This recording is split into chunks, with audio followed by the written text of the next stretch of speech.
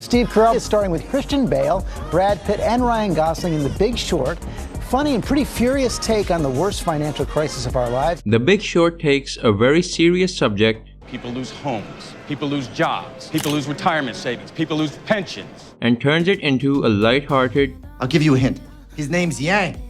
easy to understand, Here's Dr. Richard Thaler and Selena Gomez to explain. and perfectly paced movie, Hey, there's a bubble. while also keeping a serious tone. So how exactly does it take a book about the 2008 recession and turn it into this? It's such a great book, but it's a very complicated subject matter. The Big Short was a book written by Michael Lewis. Adam McKay, the director, had to turn it into a movie that was digestible and easy to understand, but also didn't lose the weight of the actual events that happened. That's a tough balance to maintain. It's dry, and you read the book, which is a really entertaining book, but you think, how are they going to break this stuff down so someone like me could actually understand it? One way that he does this is by using pop culture cameos and metaphors. He shows the audience something interesting and entertaining to focus on while giving them some pretty boring information.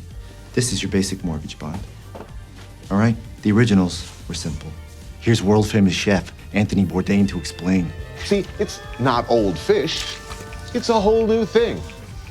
That is a CDO. You knew you had to make these complicated things relatable. How did you come up with the fun and different ways that you were going to explain these CDOs? No, I think the idea was we kept talking about why doesn't our pop culture, even pop culture isn't the right word, why doesn't our mainstream culture tell us this stuff? Why aren't we hearing people talk about it? So there was this whole idea for the movie that we were gonna have pop icons showing up. So I love the idea of seeing, these pop icons that you're so familiar with give you real salient information. So, it was a bit of a joke. It was a bit of a comment on our popular culture and what is the information that we're getting from it. And it also just felt like, because it was an ensemble movie and it had this loose kind of playful feeling to it, it felt like it could roll in that rhythm as well. Adam does a really good job and does it in a really entertaining way. But you've also said it's kind of a scary time. It is. There were a lot of heavy moments in this movie too, so the shift from the jokes and lighthearted comedy needs to happen seamlessly to maintain audience attention and stay on topic.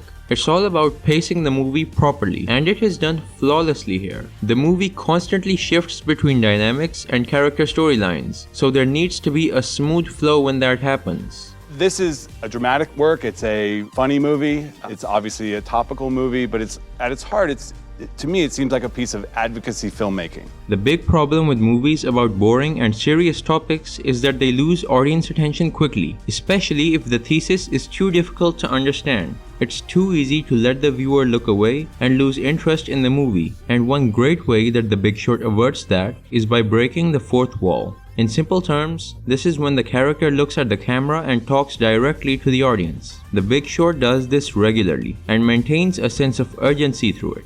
Actually, my name's Jiang, and I do speak English. It's important to understand because it's what allowed a housing crisis to become a nationwide economic disaster. We didn't find Jared Bennett's housing bubble pitch in the lobby of a bank that rejected us. Restaurant. I ordered my fish on Friday, which is the mortgage bond that Michael very shorted. The movie holds attention while constantly shifting between tones, serious to comedy to confusion to urgency seamlessly. And the amazing thing is that even though it is an easily digestible movie, by the end, you have a sort of sinking feeling. I think it's kind of a horror movie. At the end, it leaves you with this ominous feeling in your gut. While different times come and go, the way that this movie shows how banks and big companies exploit and twist reality to screw over regular people is something that keeps the movie timeless and educational whenever you watch it.